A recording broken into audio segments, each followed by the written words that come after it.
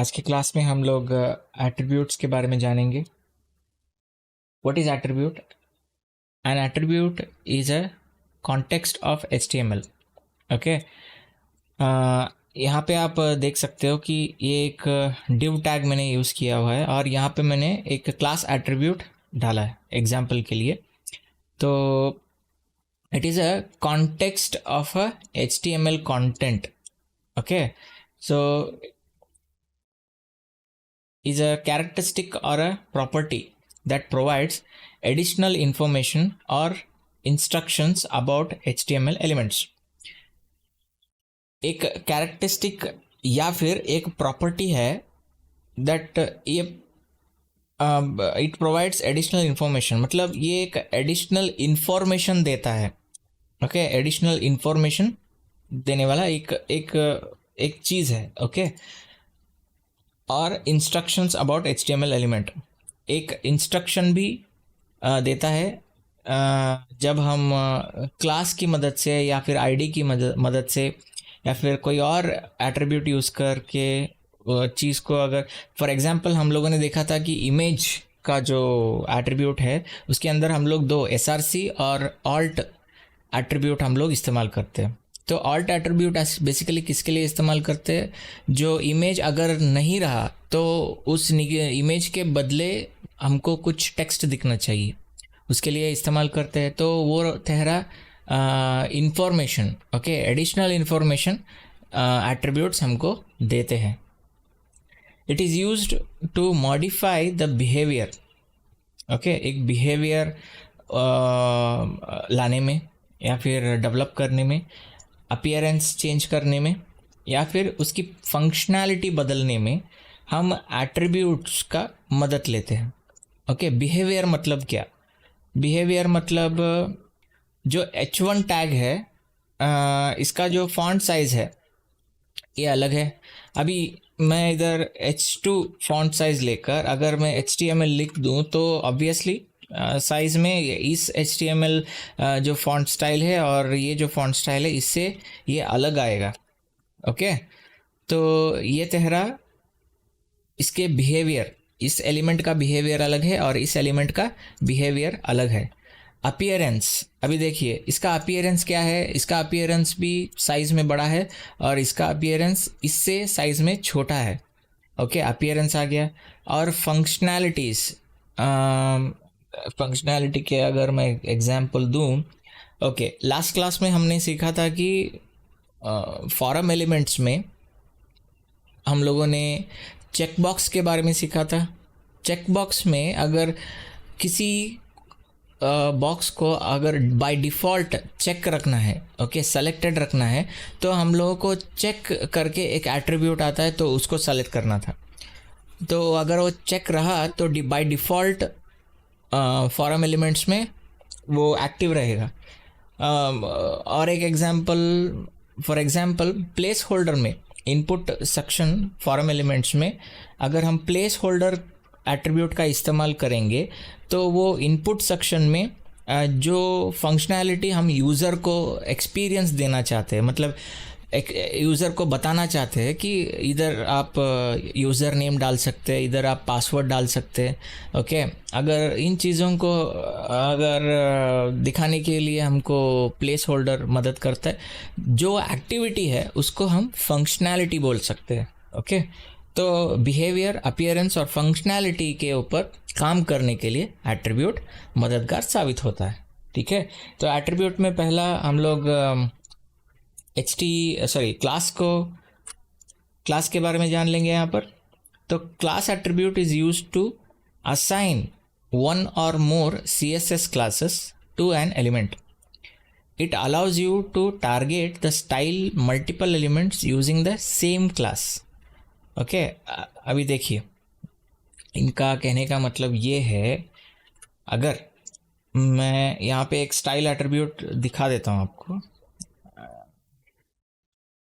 मैंने स्टाइल डाला और मैं इस स्टाइल का मैं टाइटल ले लूँगा यहाँ पर और मैं इसे कलर कर दूँगा। कलर मैं लूँगा ब्राउन। ओके, अभी यहाँ पे जो टेक्स्ट है इसका कलर मुझे चेंज करना है, तो मैं क्या कर सकता हूँ, मैं क्लास एट्रीब्यूट लूँगा और यहाँ पे जो टाइटल मैंने नाम दिया हुआ है उस टाइटल को मैं क्लास के अंदर डाल दूँगा। देखिए इसका कलर चेंज हो गया। अगर और एक मैं पी एलिमेंट लूँगा, ओके, इसके अंदर भी मैं क्लास डालकर टाइटल नाम देकर मैं क्या कर देता हूँ, HTML क्लास लिख देता हूँ। देखिए इसका भी कलर और इसका भी कलर दोनों सेम हो रहा है, दोनों सेम अपीयर हो गए। ओके, बस इतना ही काम है। इसके बदले में हम लोग क्लास जो है, क्लास एट्रीब्यूट, इसको हम जावास्क्रिप्ट में भी इस्तेमाल कर सकते हैं। मैं आगे जब इसके नेक्स्ट जो सेक्शन है बताते हुए मैं दोनों का एक एक्सपेरिमेंट करा दूंगा। तो CSS में इस तरीके से काम होता है। अभी चलते हैं ID एट्रीब्यूट्स में। The ID attributes is used to provide a unique identifier of an element. ID attributes, हाँ, क्लास के अंदर और एक पॉइंट मैं बताना भूल गया, क्लास के अंदर जो भी आप नेम देते हो, ओके, यहाँ पे जो भी आप नेम देते हो, क्लास नेम, वो आप कुछ भी दे सकते हो। ये आपके ऊपर डिपेंड है कि आप क्या देना चाहोगे। ओके, अगर मैं यहाँ पे अभी सेव कर दूँ तो ये इसका कलर तो जैसे पहले डिफ़ॉल्ट बाय डिफ़ॉल्ट जो ब्लैक था वही आ गया। अगर मैं इसे कॉपी करके और एक मैं इधर क्लास बना के उसी नाम पे अगर मैं कलर चेंज करूं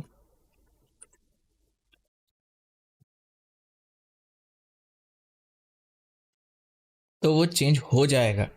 लेकिन इस क्लास को अगर आप इस्तेमाल करोगे इस तरीके से कोई भी नाम देकर, तो वो मीनिंगफुल नहीं रहेगा। जो काम आप क्लास नेम को देकर काम करना चाहते हो, वो अगले दूसरे डेवलपर जो भी आपके काम पे बेसिस पे काम करेंगे तो वो समझ ही नहीं पाएंगे कि आपने एक्चुअली इधर किया क्या था। तो मैं यहाँ पे अगर इसको टाइटल करके नाम दे दूँ तो समझ में आ जाएगा कि हाँ ये एक टाइटल एलिमेंट था, तो उसको क्लास इन्होंने टाइटल बना रखा है। ओके, तो मैं जान सकता हूँ कि टाइटल एलिमेंट है इस पेज में, ये एक टाइटल है। ओके, तो इसलिए नाम देना नाम देना कैसा रहता है वो भी जान लेना बहुत ज़रूरी है।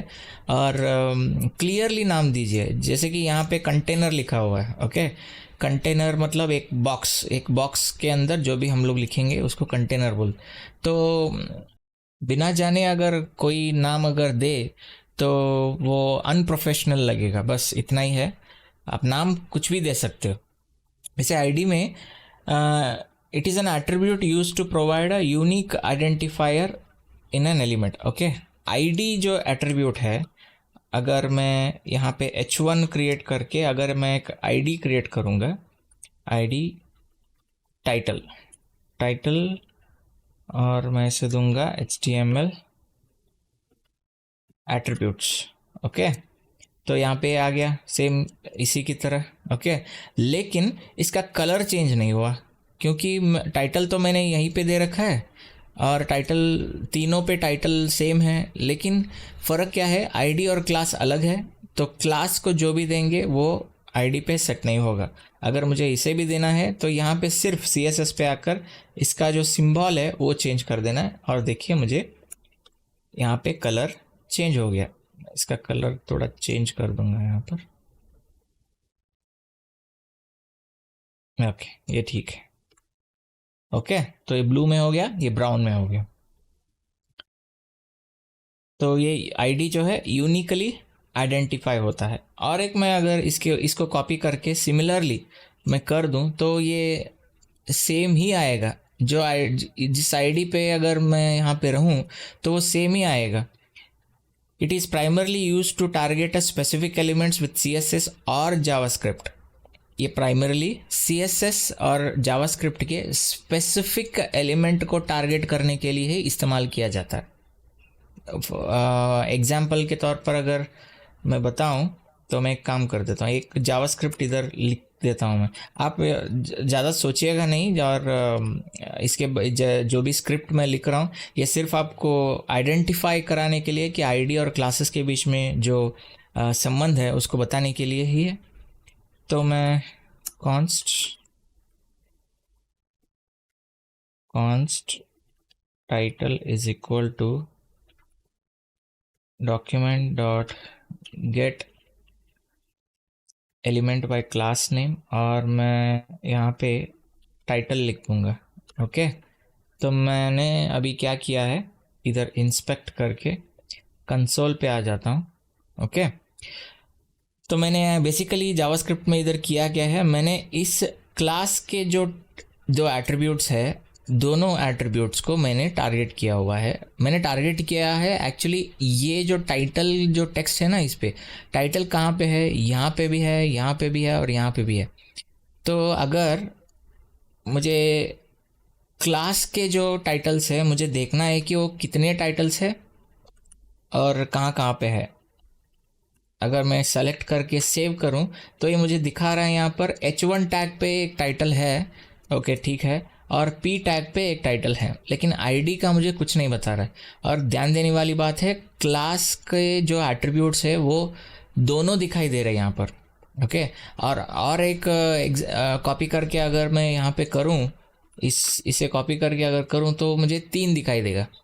इसी तरह अगर मैं ID के ऊपर काम करना चाहूँ, गेट एलिमेंट बाय ID, तो इसके ऊपर मैं काम करना चाहूँ तो मुझे सिर्फ और सिर्फ जो बिगिनिंग का जो ID है टाइटल, वो एक ही दिखाई देगा।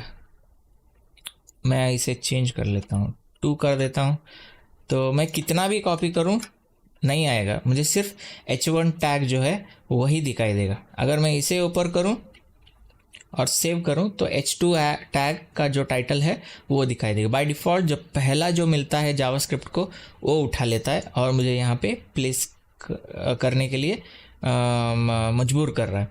ठीक है, तो यही डिफरेंस है। ID में ID बहुत स्पेसिफिक है। ID जब भी कोई भी प्रॉपर्टी के ऊपर अगर आप ID एट्रीब्यूट्स इस्तेमाल करना चाहते हो तो it has to be a unique one. मतलब उस एक बार आपने ID का जो नाम है वो दे दिया तो दे दिया, आप उसी नाम के ऊपर कोई और ID नहीं दे सकते। ओके, सेम टेक्स्ट पर अगर मैं यहाँ पे टाइटल है, ओके, अगर मैं इसे टाइटल्स कर दूँ, यहाँ पे देखिए ये H2 जो है ये टाइटल है। ओके, ये H2 को मैं हटा देता हूँ। ओके, यहाँ पे H2 है और H1 है। अगर मैं इस टाइटल को टाइटल्स कर दूं और सेव कर दूं तो मुझे अभी फ़िलहाल कौन सा दिखाई दे रहा है, H1 दिखाई दे रहा है, क्योंकि यहाँ पे जो टाइटल है वो टाइटल है, टाइटल्स नहीं है। अगर मैं इसे फिर से यहाँ पे टाइटल्स कर दूं तो सेव कर दूं तो मुझे टाइटल्स जो H2 टैग था वो दिखाई दे रहा है। तो ID बहुत यूनिक रहते हैं। ओके, तो ID की जो फंक्शनैलिटी है आप स्पेसिफिकली जान लीजिए कि वो सिर्फ एक ही बार देना है बस। तो आगे बढ़ते हैं। SRC को हम इमेज में इस्तेमाल करते हैं, आपको पता ही है। The SRC attribute is used specifically for source URL। मतलब क्या, अभी देखिए मैं एक इमेज क्रिएट करता हूँ और पिछली बार हम लोगों ने एक गूगल प्लस का इमेज जो है उसको इस्तेमाल किया था, वो वहीं पे रखा है मैंने। तो उसी को इस्तेमाल करते हुए हम लोग देखेंगे कि इमेज प्लेस हो गया।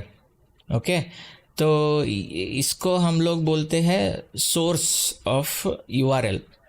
ओके, सोर्स ऑफ URL मतलब SRC स्पेसिफिकली आपके जो फोल्डर्स में जो प्रॉपर्टीज़ है, जो मीडिया है, उसको दिखाने के लिए SRC का इस्तेमाल किया जाता है। Okay, it defines the location of the media. अभी मैंने बताया ना, it defines the location of the media. Media मतलब क्या, इमेजेस हो सकता है, वीडियोज़ हो सकते हैं या फिर ऑडियोज़ हो सकते हैं।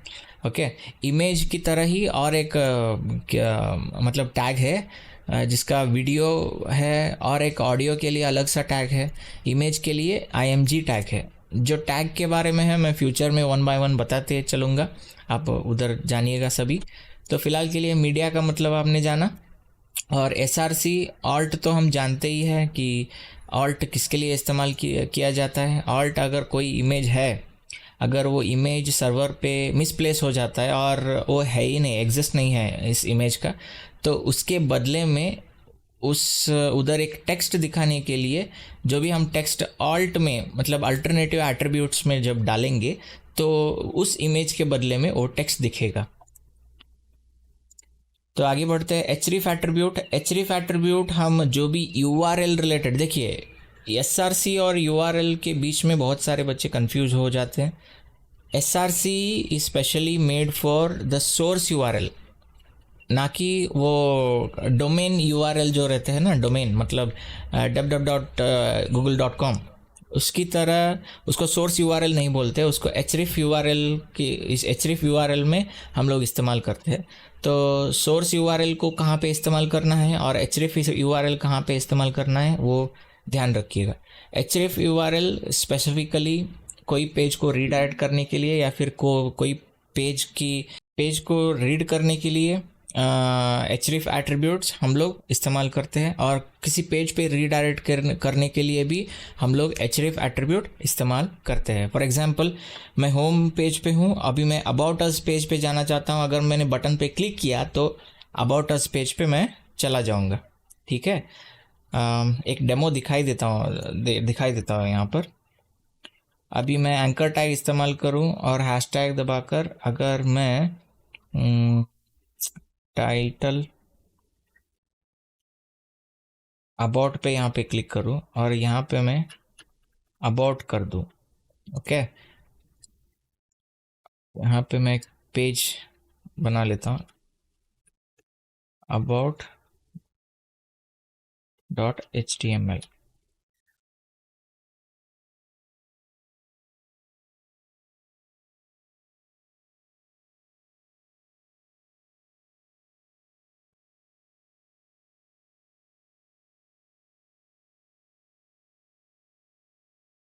तो मैंने वहाँ पे ऑलरेडी एक पेज बना के रख दिया अभी। तो मैं क्या करूँगा, अभी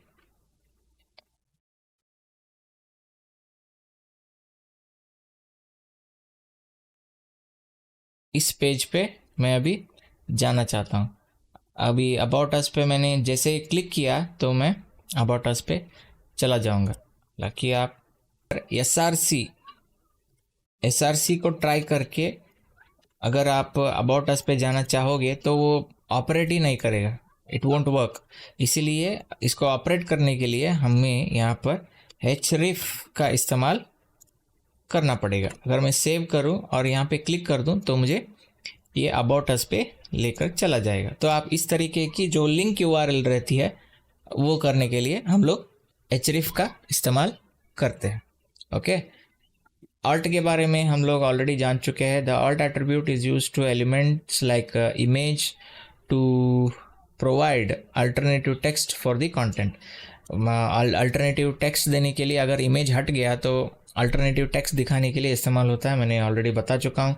it is displayed when the media element can not be loaded. कोई मीडिया एलिमेंट अगर डिस्प्ले नहीं हो रहा है तो टेक्स्ट एलिमेंट आ जाता है। अभी आते हैं टेक्स्ट एट्रीब्यूट पर। अभी पहले मैं इसे क्लीन कर लूँ, स्टाइल को हटा दूंगा, जावास्क्रिप्ट, और इसको भी हटा दूंगा, इसको रहने देते।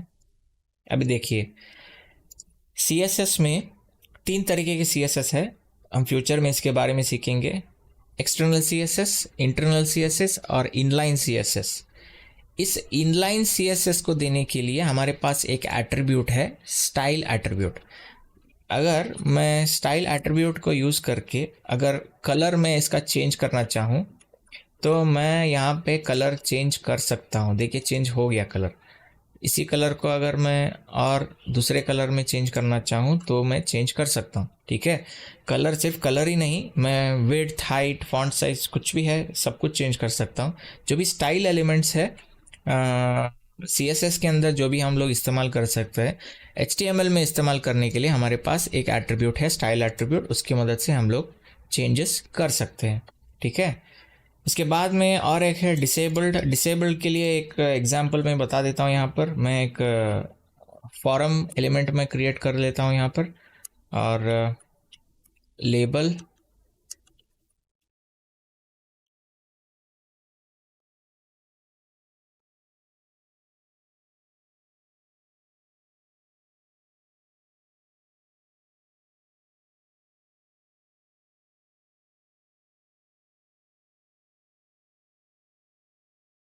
ओके, तो यहाँ पे क्या हो गया, मैं यहाँ पे एक एलिमेंट दिया, मैंने नाम लिखने के लिए दिया, तो मैं इधर अगर नेम लिख दूँ और सबमिट करूँ, तो देखिए यहाँ पे ये सबमिट हो रहा है। ओके, सबमिट हो रहा है और पेज रीलोड हो रहा है यहाँ पर।